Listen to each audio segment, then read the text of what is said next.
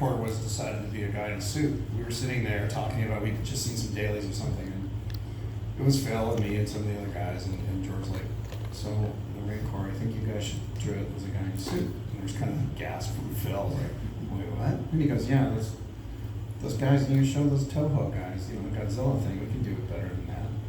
And Phil was like, well, it was kind of designed to be a stop motion puppet. I don't know if we can get a guy in a suit.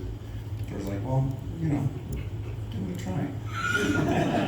We spent like 6 weeks building this thing in a big set to, shoot it with. I made Tony Noguet sculpted like a 2-foot-high pig guard or Gamorrean guard, and we made it out of gelatin so you could tear it apart with a little costume made of paper. And then we shot it for like 2 or 3 days with an overcranked camera, and it looked like a guy in a suit. So, and they decided to make him a hand puppet. But yeah, he kind of had a whim that if he said you're going to do that, even if you would be calling, it's not a great idea, George. And he's like, no, you can do it. Like, all right, we'll do it. But he wasn't afraid to have you guys try. No, and that's one of the things that was really unique about that time when we were there, the classic era, because everything had to be figured out using the model shop and cameras. And there were no right or wrong answers, and there was room to experiment and try different things. And just like that, George said, well, that doesn't work, let's try something else. And ultimately you would find what would work. And and everybody, there are all these ideas that came in, and I found it a very welcoming place to like, yeah, let's try that. One thing that I came up with, it was my public school upbringing. When I was in junior high, I saw a health and safety film where they were talking about, it was about fire, and they showed somebody taking a match to a 2x4, and they were talking about the importance of oxygen, and then they took a match to steel wool, and steel wool caught on fire. And being a red-blooded American boy, I immediately went home and started lighting steel wool on fire. Flash forward to when I'm working on Star Trek II, and they're trying to come up with this Genesis device, and the effect of that, and the planet changing and stuff. And I thought, well, that burning steel wool is really cool.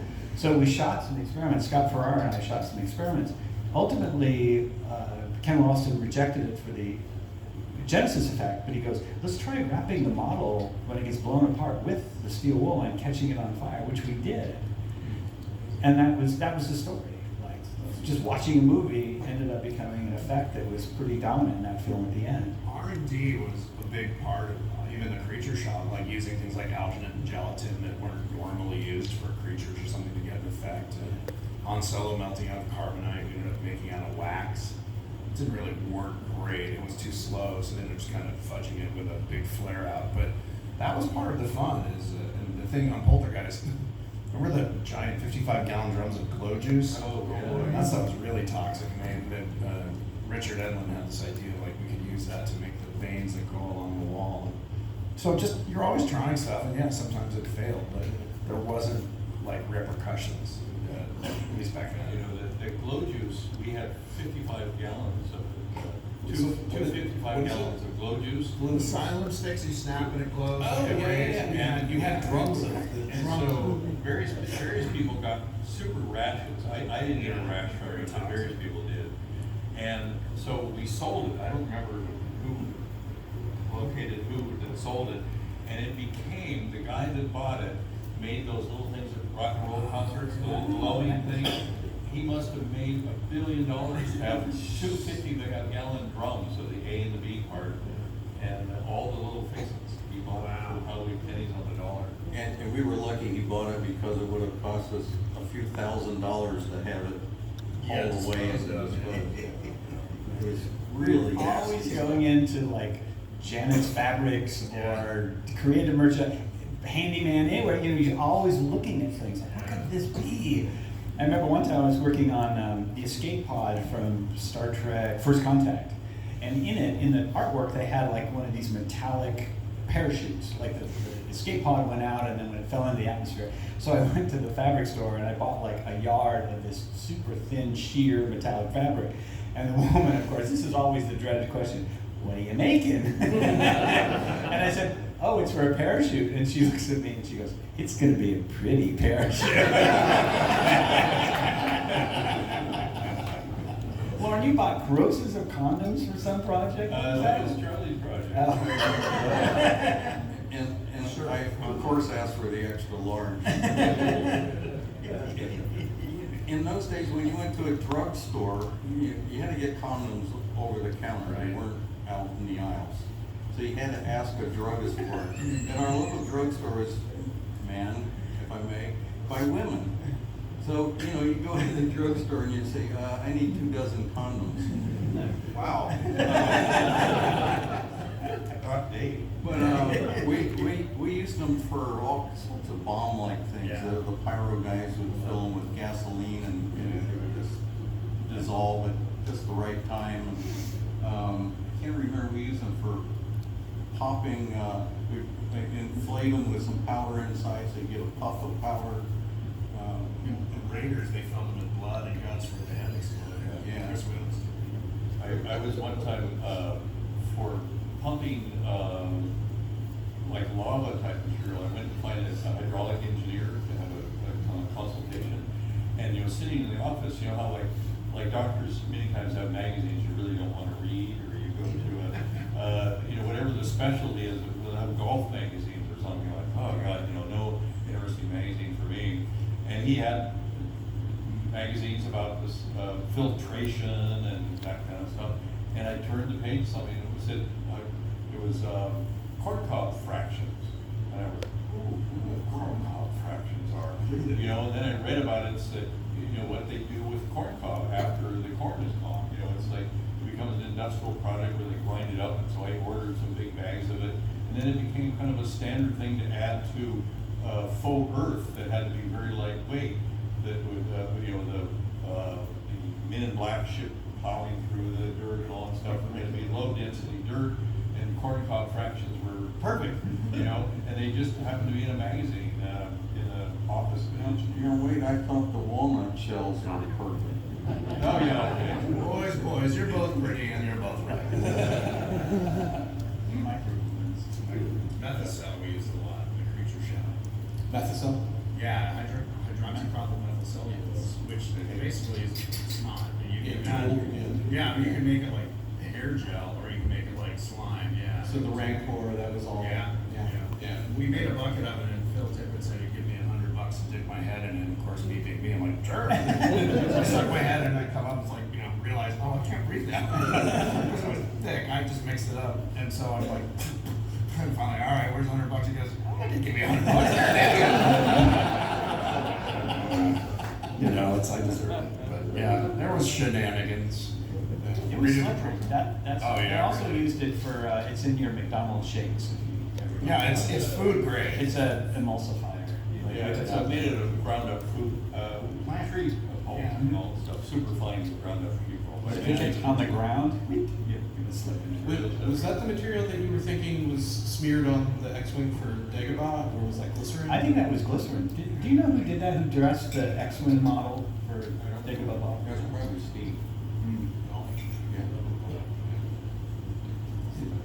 Did using materials like that, did you ever run into an instance where it affected the surface of the item, like mess with the paint or react with the plastic or whatever? Did you ever have a? We would have tested first. Okay. Before putting anything on a model. Do you have any instances or remembrances of something going wrong in a build or whatever that, I'm sure it happened constantly, but to this day, you're like, oh, that one The time. dirigible from Rocketeer? Nothing went wrong there. Do you want to quickly tell the dirigible story, or? I wasn't on that show. I was. We built a dirigible, and the framework for it was laser cut. It was the first time we I had don't know how big it was. ordered anything laser cut. It was 34 feet long, I think. Like Ligature, yeah. that big in diameter. And we skimmed it just like a model airplane with the synthetic covering. The pyro guys loaded it up with all kinds of bombs and gasoline and stuff, and they wanted to use a nail board instead of electronics to fire off the pyro. So everything was lined up, and they actually used nails, just 16 penny nails all wired up.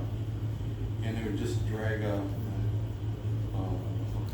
probe across the wires or the nails at just the right speed, so you know everything go boom, boom, boom, just right. Well, I can't tell you who it was, but a dignitary asked if he could fire off the pyro. And the pyro guy's going, no, you know, you have to be a licensed pyro. Yeah, but you know, I'm special.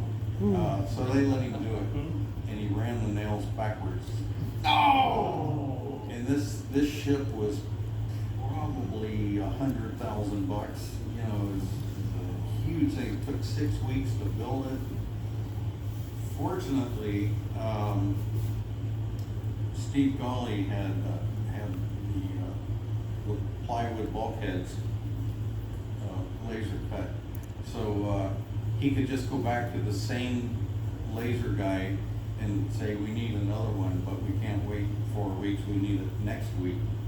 And these guys, once again, worked 24 hours, had their laser burning 24 hours, and brought us back another pile of wood from which, you know, to build the new Zeppelin. So the first one took 6 weeks, the second one took 2 weeks. And I don't know, I think lightning caused the explosion and the insurance paid for it. You know, Charlie's joking, he's joking. I was gonna say, you could, companies around the world, or around the United States, and once in a while around the world, would do anything for you for Star Wars, you know. If you wanted to get a bid, you wouldn't use the word Star Wars. If you wanted a major favor, you could use the fact that we're working on Star Wars.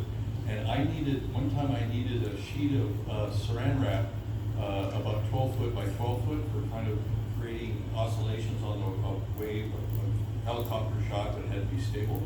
And I called and called and called, trying to find, you know, big giant sheet. And they say, oh no, it always comes cut 18 inches or 24 inches, but 18, 24. And, well, where does it come from? Oh, it comes from our supplier back east. You know, oh, who is it? Well, it's, and, you know, I tried and tried and tried. Finally, this guy called me. He said he was the president of the company that manufactures saran wraps.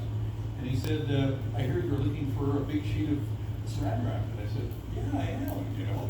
And I haven't been able to get anything. He says, well, it could only happen if someone were watching the machine before the operator actually takes it off the big spool, and that they stop the operator. And he said, and my office is had a glass window up high above the factory floor, so I'll watch for it. And I'd say about 3 weeks later, a big package, 12 foot wide, 8 by 8, came through the mail, no charge, no nothing. And it was about 180 feet of saran wrap, you know. It was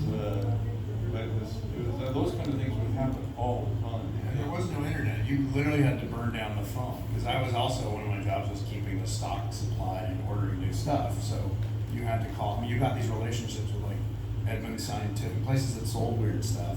But then finding something like that was always a day or two of just burning up the phones. Old phone books, like, you know, asking people, whatever you call some company and say, okay, you don't have it, but you know somebody might. It's so much easier now.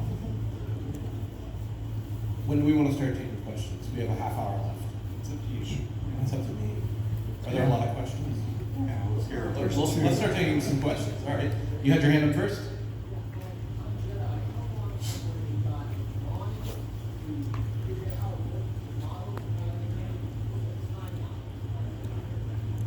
It's always the hardest question. I would think. Okay, what was the timeline on, sorry, I'm going to repeat the question or run around. Yeah.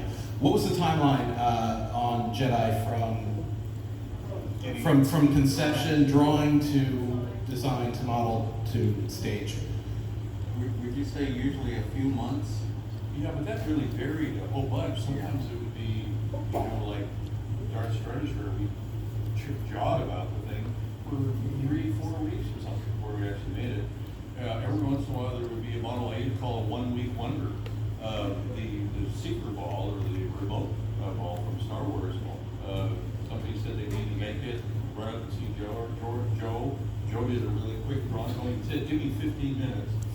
Drew this thing, went up and got it in 15 minutes,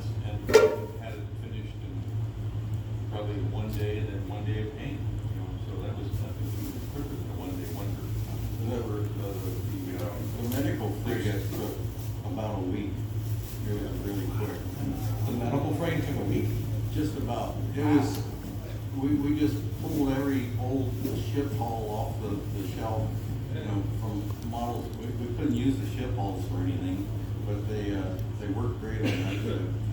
The reason for that is the film was out in 70 millimeter, and there's a scene in which Lando Calrissian is in the Millennium Falcon, and Luke has got his hand operated on, and George realized that the audience didn't necessarily understand. Well, where's Luke and Princess Leia in relation to Lando Calrissian when he's talking to them and all that kind of stuff? And so he wanted a blown-up version of the hospital ship, in which he could do a little projection of Princess Leia and Luke in the window. So we reused the 2-foot Millennium Falcon attached to the bottom of this bigger version, and that's why it was done like we only had all these ship hulls left over because no one wanted to use ship hulls. The only thing I can remember using was when it rained a whole bunch, as we launched them in the parking lot to go where they wanted. But that they became ship hull, and I totally admire the 1 or 2 or 3, 4 people that are in this room that made reproduced that. Yeah, that's like a lot of model kits. Because it was so quickly kludged together to try and figure out what the relationship with everything else was really fast. It's a really difficult question to answer because there's so many different answers for it. Some things are very scripted. You would build a prototype and then there would be a maybe 5-6 week waiting period where it would get approved and it would come back and then you'd start on the model. So things get stretched out, and then like you said, sometimes they would come to me and they'd say, okay, you have 2 days, put something together. And so then you figure out a way to create it in 2 days, which would be different if you had 2 months. You know, you might be more custom that way. Yeah, sure. So, concerning the models and specifically dressing them up and detailing them, what was the process from like dealer to shelf? And then after that, did y'all have a process or like favorites, some rules on how to dress them? And how what was that like for you guys that were finishing the models? Take it, Lauren. I'm afraid I was daydreaming and thinking that somebody else was going to answer the question. I mean, I know the question, but I'll frankly for you. Lorne was really good at finding wholesale model kits, and so he would buy 100 boxes of Tamiya. Panzer Tankwagen. Yeah. The big German tanks and guns for those big gun barrels showed up and everything. So we had the luxury of all those model kits. We could just raid whenever we wanted. When you said somebody said it was like being in college or college art department, and it was like, but it is with like being in a college art department with money. And that made an incredible amount of difference. And knowing the fact that we didn't waste money, but knowing the fact that we would probably do Jedi and then $450 million would come in by the end of the year or something like that. Puts a different tone in your brain, when you're working on things. And George always went for quality over speed or some money. What's that? Ewok guys. But I think there was a certain Zen aspect to it where you had to look past what the kit actually was and just see shapes and things like that. And there was an inspiration and an artistry to it. And like Lorne was the master of that. Like he really set the standard. And then also, I came along on Jedi. There were 2 films that came before, and so it was so clear like what the design direction was, how these things were done, and it was much easier to emulate. But what you guys did on Star Wars was some breakthrough and so unique. There was really nothing to base it on. I was really lucky. Grant, I must have done something with Grant, who headed up the first shop, that he really liked, because he then said, well, do the whole back of the Millennium Falcon, the engine section, and that big mandala and everything. And then he said, don't do that, don't do any more, no plating, then do the rear engine for the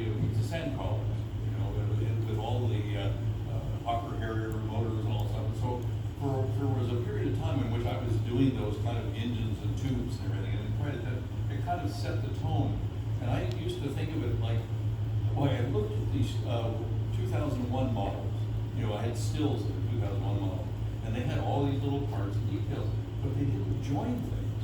You know, there wasn't a pipe going from here to there. It's like, well, what does that have to do with anything else? And so I thought, well, a plenum needs 4 things coming off of it to a generator that generates the back pressure that, you know, and so I started making things that way. I always would use tubes and pipes and pieces to blend one part together so it seemed like a whole. Yeah.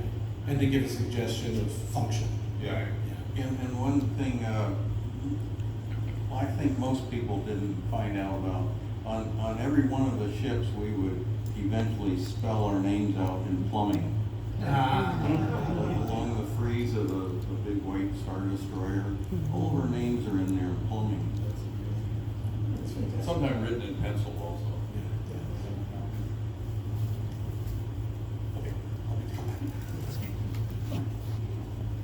Thank you so much. Thank you all. Thank you all for being here. This question is for Kurt Fletcher. I wonder if you can talk about your time on E.T. Did I get the name correctly? Thatcher. Thatcher. I'm so I've sorry. been called much worse. I apologize. I wonder if you can talk about your time on E.T., Mr. Thatcher, and your experiences there and what It was- exactly you did. It was very short. I just was I was working at LM on Jedi, and I got this call saying, hey, they want to fly you down to LA to work on a Spielberg creature or movie that has a creature in it. It's a super secret project. You can't tell anyone. And I'm like, what is it? We can't tell you. I'm like, okay. So do you have a painting rig down there? I'm like, yeah, I have my old shop in the garage of my house I grew up in. I can. Okay. So they flew me down to Burbank Airport, and I got my car. We drove to this little old studio. It's still there, but it's one of the older film studios in Hollywood. I don't know what it's called now, but it's not any of the major studios. And Carlo Rambaldi had a shop there. Carlo speaks broken English, but there was E.T., as I said earlier, and I thought he looked ridiculous, but he needed a bunch of skins painted, and I was like, okay, and he said, you know, here's the colors, and so I drove from there to Standard Brands Paints and bought the painting tints to match pretty closely the colors. And what it was interesting. The skins weren't super detailed. They were very, very smooth with just like a light texture on it. And the paint job was detailed. It was what we call noodling, where it was lots of little squiggly lines with like 3 or 4 very contrasty colors, like a purple and a green and a blue, and it's sort of all over a yellow, kind of yellowy orange undertone. So it was a lot of work just doing, I mainly did arms and hands. I didn't do the face or anything. And so I did like 3 sets, so like 6 arms and hands. And I think Monday, and this was over the weekend, I took pictures with my camera, and of course the film never came out. Like something was jammed. It was God punishing me for doing an NDA thing. But I brought him back to Carlo, and you know, saw the terrible ET thing again. And that was it. And then I went back up to Alan and then helped consult on the little miniature Sculpey one they did for the basket. But I remember Craig Reardon had come up to work on Poltergeist, and I was telling him about that. And he said, oh yeah, I painted it. I'm the guy who did the paint job. He said, because Carlo had painted it like flat paint, literally like, you know, beige. And he said it looked terrible. It just did, you know, the film back then would really reduce textures and things unless you lit it really strongly. So he said I had to paint the detail in. So that's why it was such a complicated paint job. But that was it. That was my that was my experience. Thank you. I'm sure you've gotten this question before, but I'm just curious, and this question is for all of you. When you were making stuff, especially for Jedi or films later, how often did you know the processes that you were working on, or you knew the techniques, and how often, like the percentage of times, were you just flying by the seat of your pants? It was always an evolution, and we were always learning. And you know, they say if you want to be a better tennis player, you play with people that are better than you, and that's kind of how I felt when I started at ILM. There were so many things happening. People would discover things. People would come up with techniques. I remember when the autoclave came along, which is a huge pressurized tank that when you did your urethane castings, you put them in there, pressurize it, and then the bubbles would become very, very small. You know, that was a fantastic breakthrough. And so it was just like a group effort where things were constantly coming in. But no, it was almost like being a chef, and you try experiments, and sometimes they would work, sometimes they wouldn't. Just an aside to that story, that autoclave almost killed Bill. He was working, what, about 10 feet from it? No, I was off to the side about 3 feet. Yeah. And the guy who closed the autoclave and turned on the pressure pump didn't lock the door. It's like a bank vault. It's got little fingers that lock all around the round door. Well, the thing got up to, I don't know, 150 pounds or something, and it blew the door off. Came flying across the room and hit the bench right next to Bill. It was a steel frame bench and bent the bench. And it pushed it into Jeff Mann and hit him in the balls and knocked him on the ground. And it created such a cloud of dust that you couldn't see in that room. I was right on the other side of the wall, and I was running in there. My God, is anybody dead in here? There were little pieces of paper was floating, all the dirt on the floor. It was horrible. Wesley Seeds was laying on the floor. The door eventually hit him in the ass and knocked him down. It was insane. We were lucky though, that was kind of the biggest Yeah, mishap. it was a great tool though. Yeah. The one thing kind of was like the college thing or the collegiate vibe was there were no experts. Everyone was kind of learning and like, oh, that's cool, oh, that's a neat idea, and there were no bad ideas, you know, in terms of trying something. So I think that was it. And I think all good artists or craftspeople are that way. It's not like I'm an expert now, I know everything. You know, even these guys who were experts. But that was, you know, that started with the guys at the top. That was true with the pyro guys too. They usually started with a really big explosion and then dialed it down to what they needed. Thane had all his fingers. I just saw him. We saw him last 2 weeks ago at the 40th reunion, and he had all his fingers. In fact, when I said Thane, he went. You know, that not being an expert in the room like this, and if you see some of the things downstairs, we could probably I could probably throw a tennis ball and hit somebody who would have been a better model maker than me. But we were a little bit general, you know, about what we did. Did you hurt yourself routinely, like cutting yourself constantly and just shrug it off? Well, like Jason Eaton does? Yeah. Just poisoned with chemicals. A lot of Little X-Acto cuts. Exact. Everybody had a box of Band-Aids on the bench. And I sometimes would drive people, there was a thing called Doctor the Box, that wasn't its real name, about 6 blocks away, and I'd drive them over there to get stitches. I got Like usually 4 stitches, 1, 2, 3, or 4 stitches. Cyanacrylate burns. Yeah. I was had a big scar on my thigh from having gluing stuff and using baking soda to kick it off. Yeah. And so my jeans were filled with baking soda dust, and then knocked the bottle over and just went. Like, literally, it's like a branding iron. Both of cyanacrylate and skin burning. And a few people glued their eyes closed too. The little, what was it, Teflon tube that came on some of the super glue bottles. They would flick, you know, you touch something and it would spring, and a couple of people got their eyes glued together.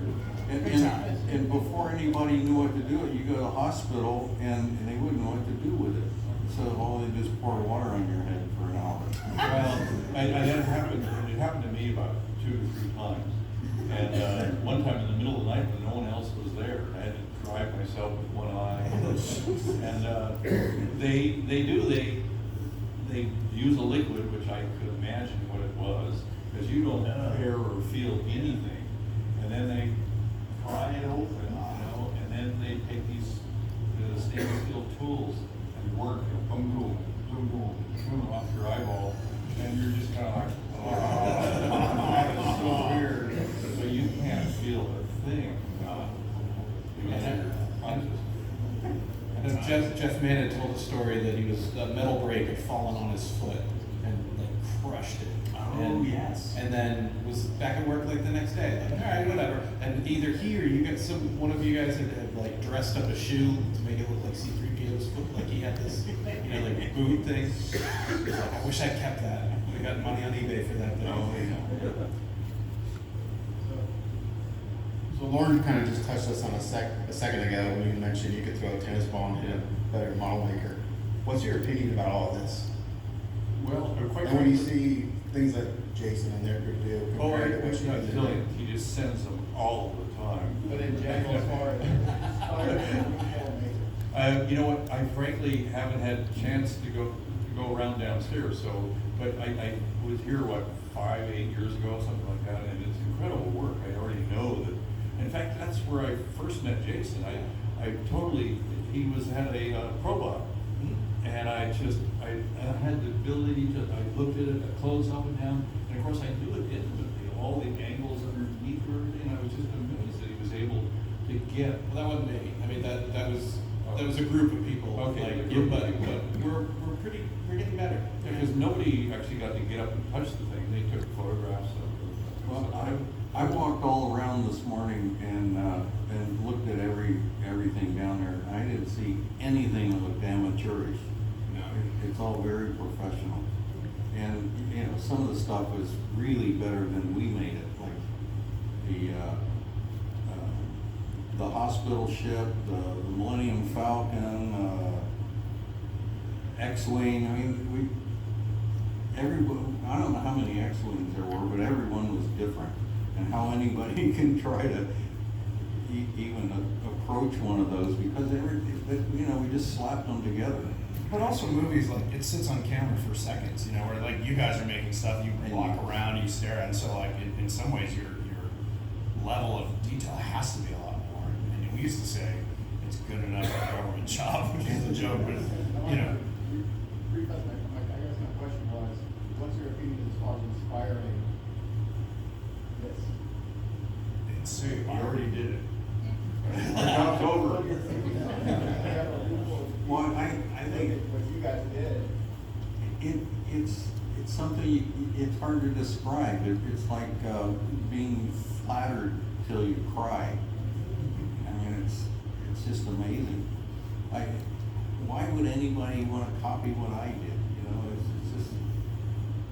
Well, I know the answer to that, because for me, it's like Circle of Life, because I saw Cinefantastique magazine, people like you, Ken Ralston, Doug Smith, working on this stuff, and I'm like, this looks amazing, and then I ended up meeting and working with you people. So I totally understand, and I'm so impressed. There's the actual construction, the skill that it takes to make these models. The thing that amazes me is the research that you go through, how you find this reference material, and everybody shares, and Craig is a superstar of figuring out what kit a little curtain piece came from. This is astonishing to me, and that inspires me. Forensic model. Yeah. Building something from scratch with maybe a little reference is so much easier than trying to replicate yes. something. Yes. I mean, like the things that you guys did, incredible, and then trying to figure it out 30, 40 years later is torturous.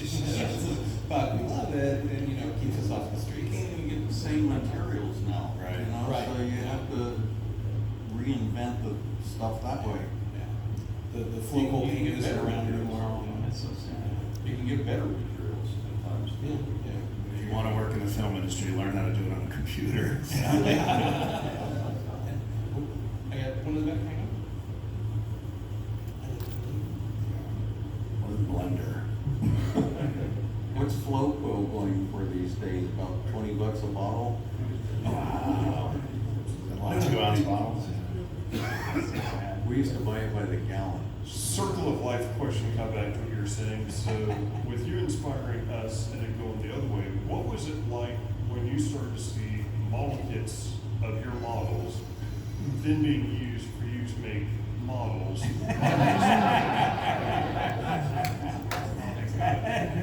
job easier. Yeah, I mean, that was amazing.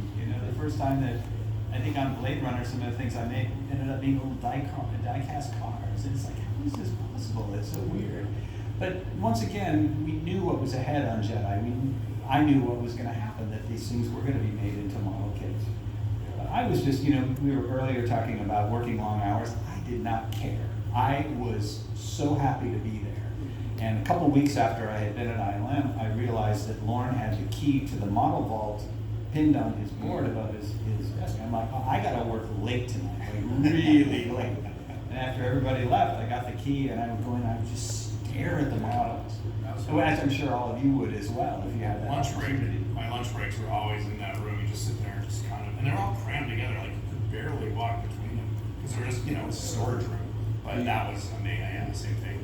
The thing that Bill was saying about just not caring what time it is, since I had worked at years and years ago, I worked at a place that had a big clock directly across from where I sat at my desk. I did not want to have a clock in the room. And we did for a while, and finally some of the model makers said, God, I have clocks once in a while. But sometimes it was hard on a relationship because I would get into something and then Neela would come in and talk to something, and then my girlfriend at the time would say, Bob and Mary were over for dinner, and do you realize you should have been here 2 hours ago? That kind of thing. It was like, forgot.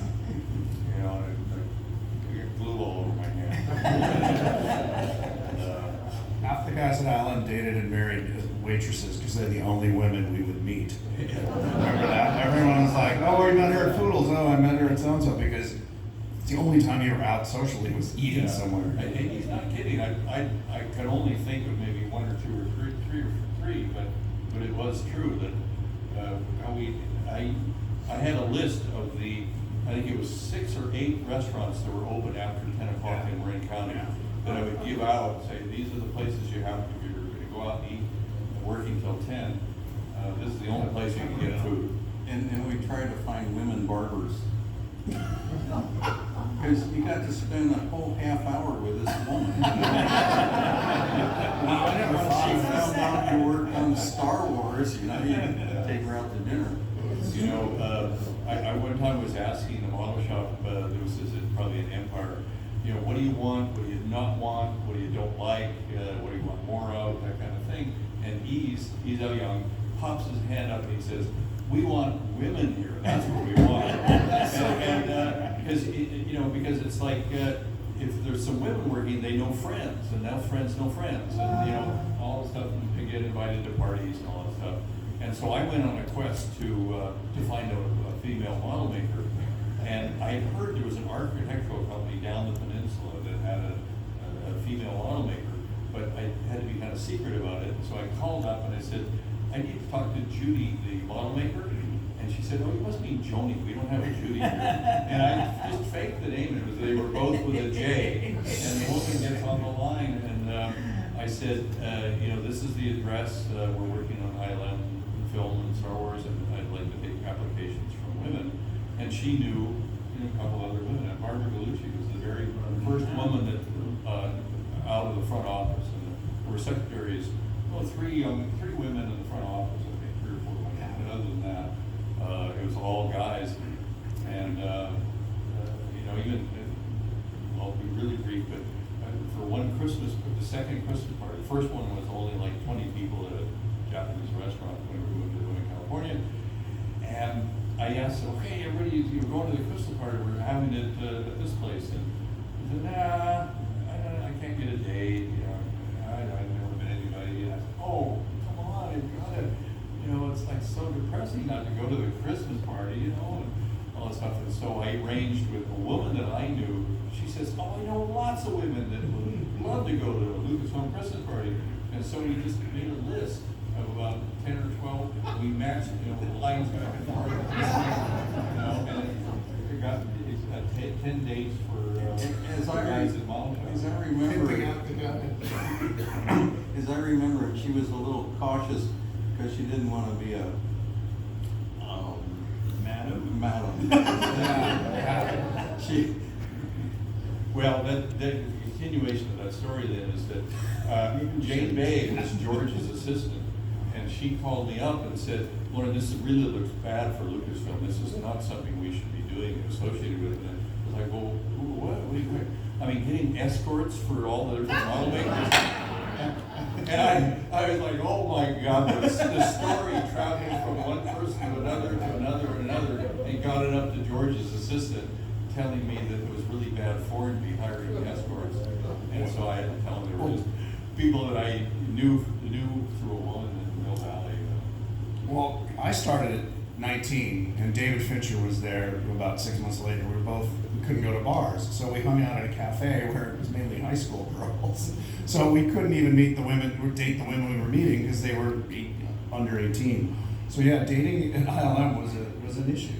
It was not part of the social life. They didn't explain it when you When got did you have time to take a shower? Yeah, exactly. Go on a date anyway, you know. I'll pick you up at midnight. not have clothes with glue and paint on them.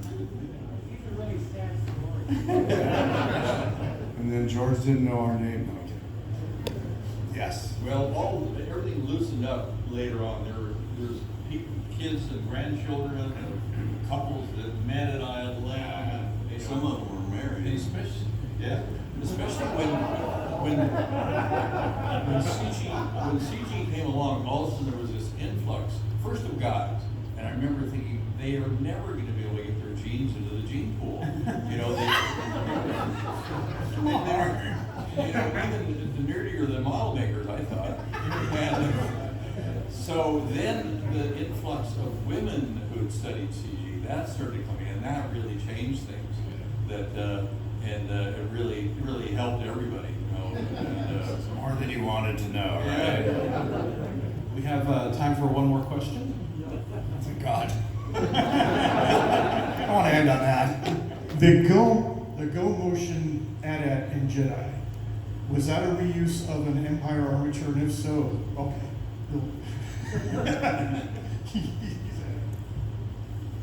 Well, to talk a little bit, you're talking about the two-leggedy. No.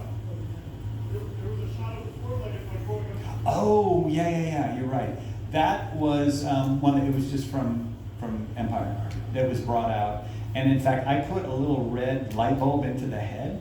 I guess they were worried because it was a night shot and it was in the forest that you wouldn't see it. But ultimately, they ended up not using it. I think they shot that as a separate pass and they didn't use it.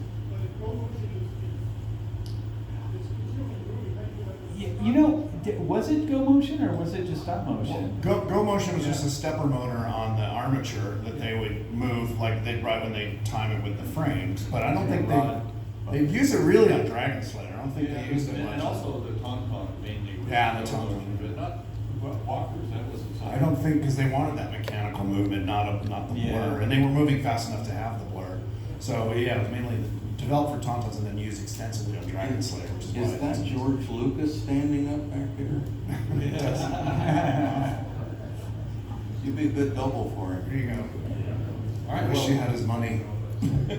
We would love to thank you for spending your afternoon with us. We're all sitting at tables downstairs. That's Right. right. If people have questions or autographs or something, they're all at a table Yes, downstairs. you're in the B room, The B room, yeah. the best room. Oh, there you go.